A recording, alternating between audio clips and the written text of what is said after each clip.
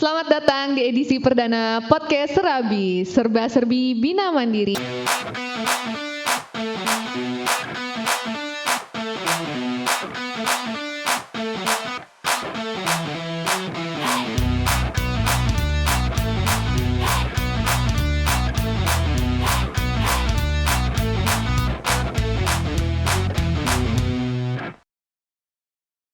Hari ini kita kedatangan seorang yang sudah cukup lama berkontribusi di dunia perkoperasian.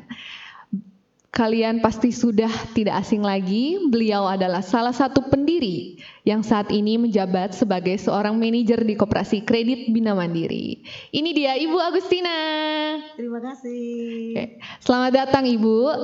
Nah, hari ini kita punya tema untuk podcast kita hari ini yaitu titik balik. Nanti kita akan mendengarkan cerita titik balik seorang Ibu Agustina. Mungkin langsung aja ya Bu ya, titik balik seorang Ibu Agustina itu seperti apa? Silahkan Ibu. Ya, terima kasih Mbak Cika. Saya Agustina Nuryati, sebagai manajer Koperasi Kredit Bina Mandiri. Saya memulai pekerjaan saya di Yayasan Warga Bahagia di Juni 83 kalau nggak salah, sampai 2004. Perjalanan cukup panjang, 21 tahun saya mengomandoi Yayasan Warga Bahagia, mulai dari pekerja sosial, kepala bagian program, dan sebagai pemimpin proyek Yayasan Warga Bahagia. Salah satunya yang cukup menarik ya di Warga Bahagia itu adalah memang mereka-mereka yang menjadi anggota Yayasan Warga Bahagia itu adalah orang-orang memang yang belum beruntung ya. Jadi dengan adanya Yayasan Warga Bahagia diharapkan bisa meningkatkan kesejahteraan mereka. Salah satu andalan program kemandirian Yayasan Warga Bahagia adalah koperasi kredit ya. Hanya saat itu selama jadi anggota Yayasan Warga Bahagia kita hanya sebagai katalisator ya. Jadi waktu itu kita hubungkan dengan koperasi kredit yang ada di Cibinong, yaitu Koperasi Kredit Sejahtera. Jadi kita hanya memotivasi anggota untuk jadi anggota koperasi agar paling tidak mereka jadi anggota Warga Bahagia punya punya bekal untuk kemandirian mereka. Nah, perjalanan yang panjang itu menurut kami anggota-anggota Yayasan Warga Bahagia itu kan memang orang-orang kecil ya. Jadi kalau minjem itu hanya mungkin 100.000, 50.000, 300.000 ya. Dan itu perlu butuh waktu yang panjang. Karena waktu itu Yayasan Warga Bahagia ada di Curug, Koperasi Kredit Sejahtera ada di Jalan Mayor Oking. Untuk menuju ke sana saja anggota harus bolak-balik. Mungkin rumahnya di Cekempong, datang ke Curug, nanti ke Sejahtera, ya kah? Itu butuh biaya, butuh waktu. Kenapa kok akhirnya yang tadinya hanya kita menghubungkan ya katalisator, jadi kita ingin membentuk koperasi kredit itu sendiri di Bina Mandiri itu ya. Kita memang ingin pada prinsipnya ingin memang mensejahterakan mereka dan memberdayakan yang mengelola Warga Bahagia itu sendiri. Mungkin seperti itu Mbak Cika. Oke, nah di sini tadi Bu Agustina ada sempat cerita di awalnya itu berdirinya karena ada kegiatan sosial ya Bu, dari betul. Sosial keluarga Yayasan Warga Bahagia. Karena dulu mencoba memotivasi anggota di yayasan ini untuk menjadi bagian di koperasi, mempersiapkan diri untuk lebih mandiri khususnya. Jadi mencoba buat bergabung di Koperasi Sejahtera terlebih dahulu. Cuma karena kalau harus ke Koperasi Sejahtera butuh biaya, sedangkan untuk butuh waktu bolak-balik. Jadi lebih kita mencoba membangun koperasi sendiri gitu. Tetap koperasi Bina Mandiri juga diawali bersama dari koperasi sejahtera berarti ya Bu ya. Akhirnya kita coba mengembangkan sendiri nih koperasi Bina Mandiri. Yang sampai saat ini usianya sudah berapa Bu koperasi Bina Mandiri? Iya, saya ingat betul ya waktu itu kita pengen mendirikan koperasi itu, kami ditantang sama pengurus sejahtera ya. Yakin nanti bisa mengelola. Kami jawab dengan mungkin dengan tegas, dengan lantang, mungkin dengan niat ya, dengan niat karena kita mencintai anggota Yayasan Warga Bahagia, pasti bisa ya. Dan ternyata menurut saya perjalanan ini kalau dilihat sampai hari ini sudah mencapai usia 26 tahun. Saya ingat betul waktu itu di 1 Januari 1999 kita resmi memisahkan diri dari sejahtera. Ya justru dengan pengurus sejahtera mengatakan yakin itu memang bisa, mampu. Itu sebagai apa ya Mbak? Cambuk menurut kami ya. Dengan cambuk itu akhirnya memang kita mungkin dengan semangat ya, jadi untuk mendirikan koperasi ini sendiri. Waktu itu kalau nggak salah anggota Yayasan Warga Bahagia itu sejumlah 586 anggota ya. Total simpanan seluruh anggota itu 86 juta.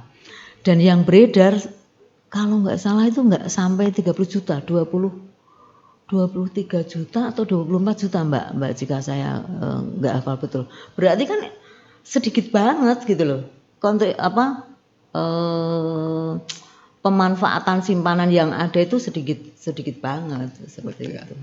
Oke, dengan awalnya dicambuk ya Bu, rasanya kayak dicambuk, tapi hasil dari dicambuk ini bisa berdiri sampai 26 tahun. Mungkin harapan kita lebih lagi ya Bu dari 26 tahun. Ya. Kalau bisa sampai terus ke anak cucu ya Bu, betul, itu harapannya betul. Dari Koperasi Kredit Bina Mandiri. Nah Bu, selama 26 tahun ini ada nggak sih kendala yang benar-benar mungkin kendala yang besar ya kalau buat kita pada saat kondisi apa? Ya, dalam mengelola koperasi ini awal mula sih tadi dengan cambuk ya. Tapi yang jelas pertama ya cambuknya tadi. Yayasan Warga Bahagia yang tujuannya memang sama dengan koperasi kredit ya, mensejahterakan masyarakat ya. Betul. Kalau Warga Bahagia itu mensejahterakan masyarakat melalui bantuan dari para sponsor. Kalau koperasi kredit ini merupakan pemberdayaan dari Yayasan Warga Bahagia tadi. Dan saya rasa tujuannya sama ya. Koperasi kredit juga tujuannya meningkatkan kesejahteraan masyarakat ya. Kalau kita sering diskusi, sering memberikan pendidikan kepada anggota, ya koperasi ini kan sebagai sarana ya, kita menyediakan kendaraan untuk mencapai tujuan ke arah yang lebih jauh ya. Harapannya koperasi memang bisa berkembang secara berkelanjutan Mbak. Betul. Nggak mungkin hanya sekarang sampai 26 tahun. Kalau bisa mungkin sampai anak cucu kita itu bisa menikmati itu ya. Kendala awal mula mungkin SDM ya Mbak. SDM saat itu kan mungkin hanya tadi dengan niat, dengan cambuk tadi ya. Kalau di awal itu koperasi memang butuh apa ya Mbak, butuh pengorbanan ya. Jadi pengorbanannya segalanya menurut saya, dari waktu ya, mungkin dari pikiran. Mungkin di awal-awal sebagai pengurus mungkin nggak mendapatkan sesuatu Mbak ya. Karena tujuannya gimana tadi dari 586 anggota kita tidak hanya melayani anggota Yayasan Warga Bahagia ya, tapi mungkin meluas ke pertama kali mungkin ke keluarga kita masing-masing para pengurus itu sendiri. Mungkin kita Kedua mungkin member get member. Saya ingat betul ya Mbak, awal mula itu kalau kita sosialisasi, kalau sekarang mungkin kita sudah punya tempat ya, sudah punya sarana. Kalau dulu sosialisasi itu kita membawa apa ya Mbak, membawa sarana-sarana yang ada, misalnya ke rumah-rumah, mungkin nggak kenal waktu. Kalau sekarang bisa jam-jam kerja ya. Kalau dulu mungkin kita harus menyesuaikan, anggota itu misalnya bisanya malam, ya sudah kita malam bawa sarana yang ada, bawa apa itu mungkin proyektor zaman yang dulu ya. Itu di setel mungkin di kelurahan, di rumah ya, untuk mengenalkan koperasi itu sendiri. Dan yang kedua, untuk menyadarkan masyarakat atau anggota itu enggak gampang Mbak, enggak membalikkan telapak tangan, tapi itu perlu proses yang panjang ya.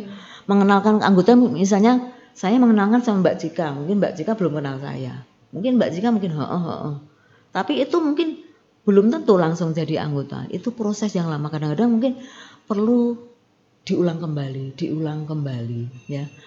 Ada testimoni dari anggota, bahkan mungkin pengurus ya, menerima sosialisasi mungkin berkali-kali, dan baru dia mungkin oh iya ternyata jadi anggota koperasi itu banyak manfaatnya ya, kenapa kok nggak dari dulu gitu loh, seperti itu Mbak. Jadi tadi mungkin pertama tadi apa ya, dengan SDM mungkin yang terbatas, dengan pengorbanan, memang kita harus berkorban di awal ya. Yang terakhir tadi, untuk menyadarkan masyarakat itu perlu proses yang panjang dan perlu kesabaran menurut saya juga. Oke, itu jawaban yang luar biasa. Kita ada beberapa pertanyaan lagi nih Bu. Yang selanjutnya, perbedaan nih koperasi di zaman dulu, di awal banget nih buka, sama koperasi di zaman ini, di mana dunia digital itu sangat berkembang sekali. Kira-kira apa tuh Bu perbedaannya? Mungkin kalau dulu ada, kayak tadi Ibu bilang, Ibu bawa proyektor kemana-mana. Mungkin sekarang ya kita udah bisa bikinnya, kalau digital sekarang ada brosur atau apapun itu gitu. Mungkin ada Bu perbedaan yang signifikan banget. Jelas banget ada Mbak. Dulu kan awal-awal mungkin saya kerja aja nggak punya HP. Mungkin koperasi pertama kali dulu ada kayaknya juga belum ada HP. Ya, jadi akhirnya mungkin mulut ya Mbak ya, mulut pikiran kita dan kita action kan, itu yang akhirnya pokoknya kita jalan ya, punya jadwal yang rutin untuk pertemuan dengan anggota-anggota ya, di kelompok kecil, di keluarga, di arisan, di teman-teman sekolah, di teman-teman mungkin suami dan sebagainya. Itu memang dilakukan dengan intensif ya Mbak. Jadi akhirnya dari 585, saya ingat betul itu di 99 itu 2004 itu saya ingat betul menjadi 1,4 M waktu itu anggotanya, nggak hafal aku, lupa ya, tapi itu sudah melibatkan banyak masyarakat. Jadi kita nggak hanya melayani anggota warga bahagia, tapi kita sudah ke masyarakat luas, mungkin dari keluarga kita, dari relasi kita ya. Jadi dulu mungkin nggak ada Mbak HP, nanti misalnya kita bisa pasang status dan sebagainya. Ya tadi dari mulut ke mulut, dan kita memang rajin mengadakan sosialisasi, rajin mengadakan pertemuan dan sebagainya. Kalau sekarang kan mungkin sosialisasi bisa lewat digital kita sendiri sekarang, apalagi sekarang setiap minggu mau berapa kali juga sudah bisa, anggota sudah bisa membaca. Kadang-kadang kita saat ini mengeluarkan WhatsApp di status aja sudah nanya, oh ini di mana, pakai biaya apa enggak dan sebagainya. Kalau dulu kan dengan cara tadi Mbak, ya, dengan cara manual, dengan cara omongan kita yang akhirnya harus kita tindak lanjuti, kita monitoring, kita evaluasi ya tadi dengan action kita gitu. Kalau sekarang kan banyak cara. Iya betul. Ya. Jadi diawali dengan kegiatan sosialisasi yang bisa dibagi dari anggota ke anggota yang lain ya Bu. Itu dulu seperti itu. Nah untuk sekarang mungkin media sosial yang bergerak ya Bu, lebih banyaknya juga. Tapi tetap ada kegiatan sosialisasi ya Bu ya. Jadi dengan adanya digitalisasi, Bina Mandiri pun berkembang melalui digitalisasi ini. Jadi media sosial pun bergerak. Terus ada juga mungkin di Facebook ya Bu, kalau ada kegiatan atau apa diupdate di media sosial ya Bu berarti gitu. Jadi Bina Mandiri cukup berkembang jauh juga melalui digitalisasi ini. Jadi perkembangan Bina Mandiri cukup sangat pesat ya Bu dari zaman dulu, dari tahun 99 sampai tahun 2025 ini. Nah Bu, menurut Ibu gimana Ibu mempertahankan koperasi khususnya Bina Mandiri nih di era digitalisasi ini? Karena kan kayak dunia digitalisasi itu buat anak muda, mungkin kalau anak muda zaman sekarang ya Bu, apa-apa sudah dengan handphone, digital handphone. Entah kita mau pembayaran apapun, mungkin kalau anak-anak muda zaman sekarang jarang nih punya namanya uang cash ya Bu. Lebih ke kayak transfer kayak gitu. Mungkin apa yang akan dikembangkan di Bina Mandiri khususnya di era digitalisasi saat ini? Ya, terima kasih Mbak Jika. Sebelum mungkin saya jawab yang ini ya, untuk mempertahankan koperasi ini agar tetap memang bisa tadi ya berkesinambungan di era digitalisasi. Saya rasa peran utama koperasi Bina Mandiri bisa sampai saat ini, saya rasa peran anggota itu sangat luar biasa. Ya, jadi tanpa partisipasi mereka, tanpa kontribusi anggota Bina Mandiri, saya rasa koperasi nggak bisa seperti ini. Ya, kuncinya sebenarnya mereka mencintai, ya, mereka mencintai koperasi ini karena miliknya. Makanya saya sering berkali-kali ya kalau diskusi sama teman-teman itu ya, kita itu sebagai pelayan mereka, ya, karena mereka memang pemiliknya, mereka bosnya, apapun itu, ya, karena tanpa mereka kita nggak bisa berkarya. Ya, jadi kuncinya saya rasa peran serta partisipasi kontribusi anggota sebagai pemiliknya itu luar biasa sehingga koperasi bisa sampai detik ini ya.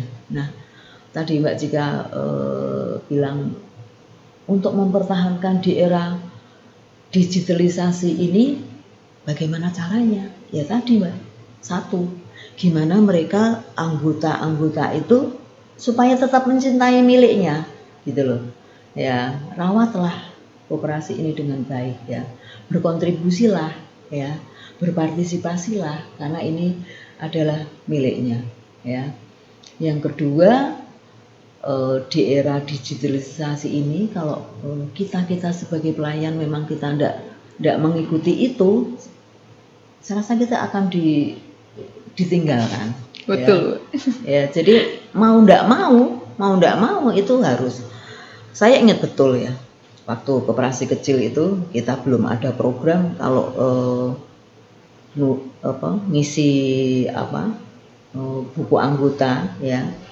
Jadi anggota ngisi administrasi itu saya lihat dulu kita belum ada program ini ya, program digitalisasi ya Mbak ya. Bukunya itu kalau saya lihat masih segini banyaknya, buku besar kas, buku besar bank, buku besar piutang ya. Kalau sekarang segalanya dulu ditulis tangan. Ya. Apa yang terjadi kalau anggota itu semakin besar seperti ini ya?